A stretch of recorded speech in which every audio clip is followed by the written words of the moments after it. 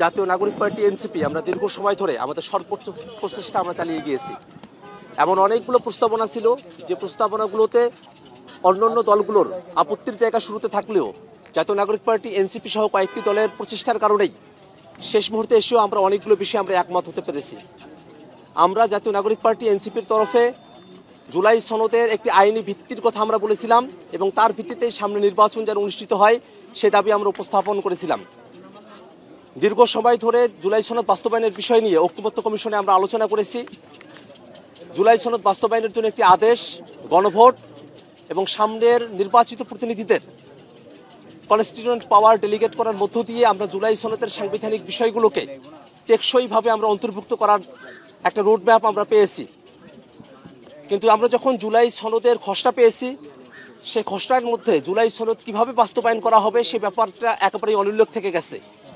একই সাথে জুলাই সনদে নোট অফ ডিসেন্টের মতো অনেকগুলো ইস্যু রয়েছে।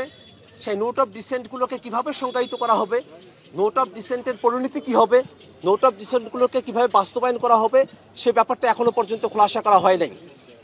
একই সাথে যে আদেশটার মধ্য দিয়ে জুলাই সনদকে আইনি ভিত্তি দেওয়ার কথা সে আদেশটা আসলে কীরকম হবে সেই ব্যাপারটা আমাদের কাছে এখনও খোলাসা নয়।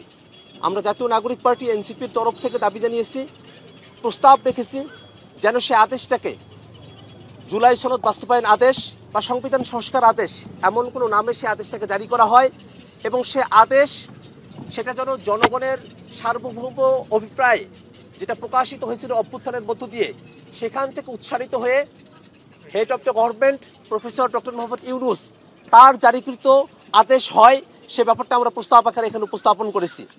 একই সাথে যে গণভোট অনুষ্ঠিত হবে সেই গণভোটের প্রশ্নটা কীরকম হবে সে ব্যাপারটাও আমাদের কাছে এখনও পর্যন্ত অস্পষ্ট।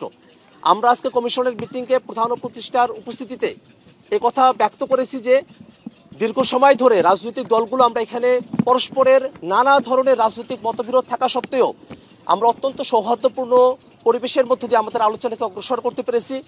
ঐক্যমত্য কমিশনের সদস্যরা তার অত্যন্ত ধৈর্যের পরিচয় দিয়ে আমাদের আলোচনাগুলো শুনেছেন।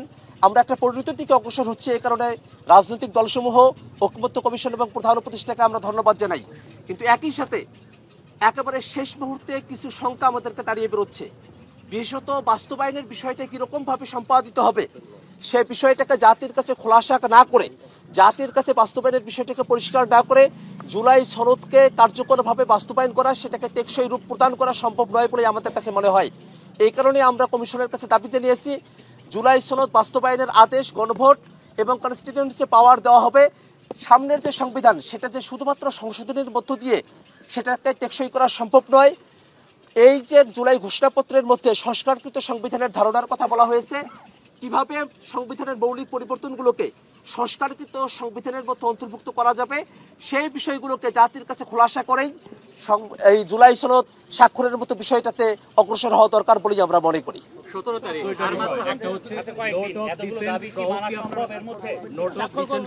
আপনারা এটা স্বাক্ষর করবেন, 1 নম্বর। 2 নম্বর হচ্ছে আপনারা এই যে সংবিধান অধ্যাদেশ জারির কথা বলছেন সেটার ব্যাপারে আপনারা কি মত, মানে কি ইয়াতে আছেন, মানে কোন পর্যায়ে আছেন? রাজনৈতিক দলগুলো আমরা জুলাই সনদের আইনি ভিত্তি দেওয়ার ব্যাপারে একমত হয়েছি।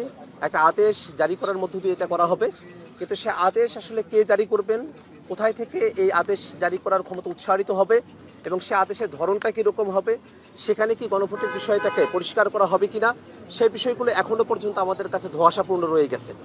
আমরা চাই যে জুলাই সনদ বাস্তবায়ন যে আদেশ জারি করা হবে সেটা যেন হেড অফ দ্য গভর্নমেন্ট হিসেবে ডক্টর মোহাম্মদ ইউনূস এটা জারি করেন এবং একই সাথে এই আদেশের মধ্য দিয়ে যে গণভোট অনুষ্ঠিত হবে সেই গণভোটের মধ্য দিয়ে সামনের যে সংসদ হবে সেখানে যে প্রতিনিধিরা আসবেন তারা যেন কনস্টিটিউয়েন্ট পাওয়ার পেয়ে সংবিধান শুধু সংশোধনের মধ্য দিয়ে এটাকে যেহেতু টেকসই করা সম্ভবপর নয়, এটা যেন একটা সংস্কারকৃত সংবিধান, আমরা যেন 2026-এর ছাত্র জনতার আত্মত্যাগের বিনিময়ে নতুন একটা বেসমেন্ট এই সংবিধানে আমরা অন্তর্ভুক্ত করতে পারি সেই দাবি আমরা ঐক্যমত্য কমিশনের কাছে উপস্থাপন করেছি।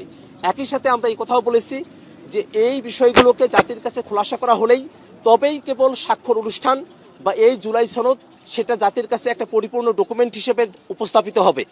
যদি জুলাই সনদ বাস্তবায়নের বিষয়গুলো জাতির কাছে অস্পষ্ট থাকে, তাহলে জুলাই সনদ স্বাক্ষরের মধ্য দিয়ে আমরা যে অর্জনটা করতে চাই সেটাকে অর্জন হিসেবে সামনের দিকে প্রাপ্ত হওয়া অনিশ্চিত থেকে যাবে। এ কারণেই আমরা জুলাই সনদের বিষয়ে আমরা স্বাক্ষর করব কি করব না সেই বিষয়গুলোকে আমরা বিবেচনাধীন রেখেছি, এই শর্তের উপরে যে কমিশন এবং সরকার জুলাই সনদ বাস্তবায়নের বিষয়ে জাতির কাছে ক্লিয়ার রোডম্যাপ তারা উপস্থাপন করবে। আদেশের বিষয় কি হবে, গণভোটের প্রশ্নের ধরন কি হবে এবং সামনের সংবিধানে অন্তর্ভুক্ত করার প্রক্রিয়া কি হবে, সেই বিষয়গুলো খোলাসা করার মধ্য দিয়েই আমরা জুলাই সনদে স্বাক্ষর করার আপনারা কি পরামর্শ দিয়েছেন এই ব্যাপারে? আমরা সময় যদিও অল্প, কিন্তু আমরা মনে করি এটা শুধুমাত্র রাজনৈতিক সদিচ্ছার ব্যাপার। আমরা জুলাই সনদের আইনি ভিত্তির বিষয়ে যখন আমরা এই প্রস্তাব কমিশনের কাছে উত্থাপন করেছি, তখন অনেকগুলো রাজনৈতিক দলের সঙ্গে একমত ছিলেন না, কিন্তু দীর্ঘ 1.5 মাসের আলোচনার মধ্য দিয়ে তারাও কিন্তু শেষমেশ এই সিদ্ধান্তে সে একমত হয়েছেন যে জুলাই সনদের একটা আইনি ভিত্তি দেওয়া প্রয়োজন রয়েছে। সেক্ষেত্রে আমরা তখনও বলেছিলাম যে জুলাই সনদের আইনি ভিত্তি দেওয়ার বিষয়টা একটা রাজনৈতিক সিদ্ধান্তের ব্যাপার, এটা শুধুমাত্র সদিচ্ছার ব্যাপার। তখনই যদি রাজনৈতিক দলগুলো সদিচ্ছা প্রকাশ করতেন তাহলে আমাদের 1.5 মাস অপেক্ষা করতে হতো না।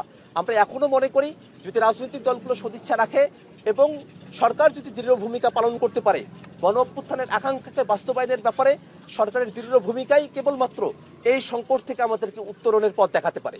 আপনারা সভা থেকে যাচ্ছেন